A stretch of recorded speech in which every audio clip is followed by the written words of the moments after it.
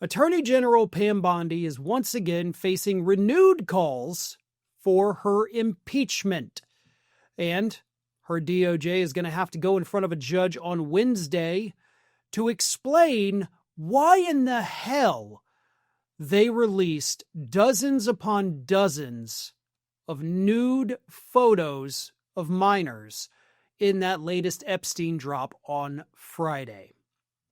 Pam Bondi has told us, not just since the passage of the Epstein Files Transparency Act, she's been telling us for almost a full year that the biggest issue with the Epstein Files is we have to redact a lot of stuff because we want to protect the victims. We want to protect the survivors.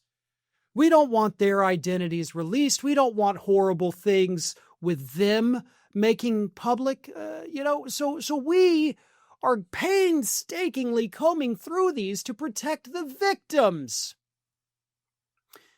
We all knew it was a lie. Reports had told us that the FBI is literally working around the clock, 24 hours a day, weekends included, to comb through and get all of the mentions of Donald Trump out. So we already knew that was a lie. But Pam Bondi went ahead and made it crystal clear that this was a lie by releasing all of those nude photos last Friday. And the kicker is, they didn't even know. They didn't know until the New York Times reached out to them and said, oh, hey, we're kind of going through these things and lot of naked kids. Like full faces. You guys didn't blur or black out anything, but it is funny because you actually did take a photo of Donald Trump and you blacked out his face, but nobody else, just him.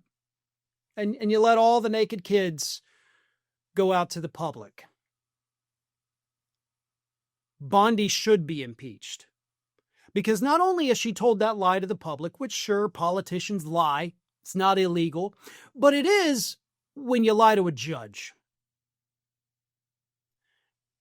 And everybody from Pam Bondi to Todd Blanche to regular old DOJ lawyers have all lied to federal judges and told them that we're going through and redacting everything with the victims. That is a lie. Lying to a judge is a crime. And I imagine that might be one of the things that gets brought up in the Wednesday morning hearing that the federal judge has already called. And, by the way, in calling this little meeting in the court, the judge also told the lawyers for the victims, make sure you bring your clients. Oh, and DOJ, make sure you bring everybody as well. The judge is pissed. The lawyers for the victims are pissed. Members of Congress, as I said, calling for Pam Bondi's impeachment. But that's not good enough. Impeaching Pam Bondi doesn't solve anything. Yeah, it might get rid of her, but Donald Trump's going to pardon her, so she's not going to actually face justice. Pam Bondi needs to be shunned from society. She needs to be just removed. She needs to pack up her stuff, move to a foreign land, and never be heard from in the United States ever again for what she has done. And I don't think this was incompetence. I think this was intentional. I think this was absolutely Pam Bondi's attempt to screw over the victims and to piss the public off, to possibly buy herself a little more time, because they say that we've released all of them. We know they haven't.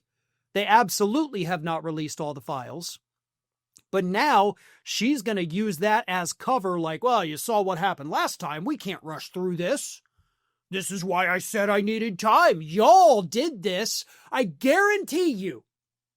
The blaming of the public, the blaming of the Democrats is about to start, because it's somehow going to be the fault of the Democratic lawmakers and Republican Representative Thomas Massie, of course, for demanding they get released so quickly. Y'all rushed us. We didn't have time. And this is what happens. Look, oh God, we couldn't have prevented this. She's been going through those files for about a year. This all could have and should have been done at the end of last February. This was a conscious choice. Not accidental, not incompetence, not negligence. This was a choice that Pam Bondi made, and others at the DOJ made with her. So impeachment, sure, fine. Shunning, banishment from the United States effectively, better.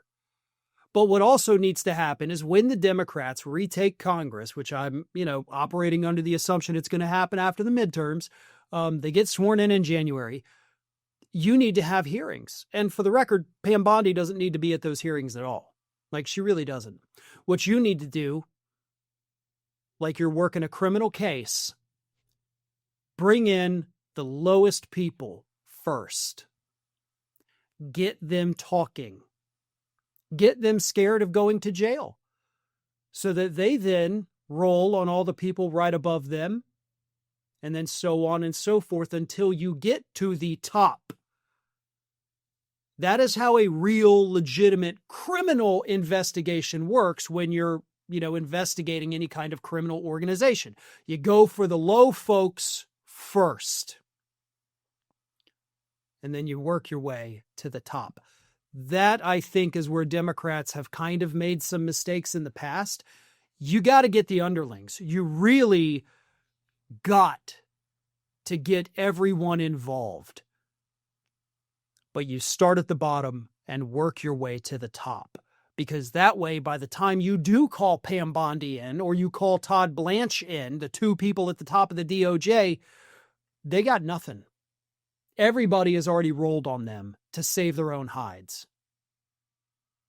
So you sit there, you watch them squirm. You ask them about the statements from the people that came in and testified prior to them.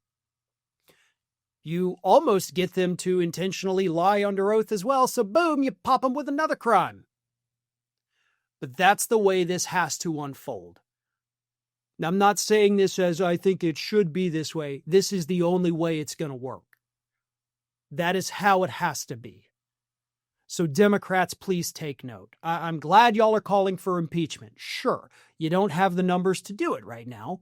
So, it's a fever dream. The investigations, once you take over Congress, assuming November goes the way everything is looking, that's when you get them.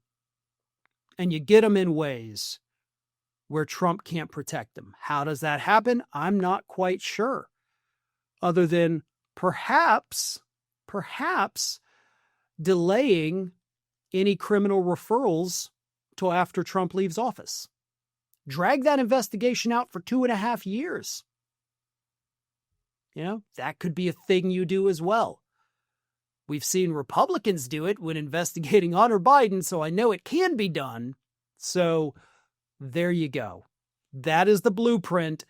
That is what has to happen now. Thanks for watching, and if you are not already subscribed to the channel, please do so, and do not forget to like and comment and share widely among your friends.